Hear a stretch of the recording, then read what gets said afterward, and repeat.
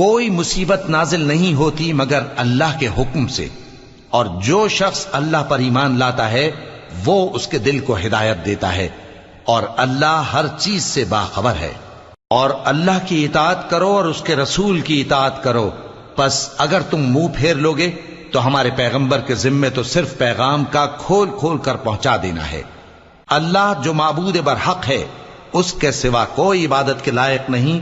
تو مومنوں کو چاہیے کہ اللہ ہی پر بھروسہ رکھیں۔ مومنوں،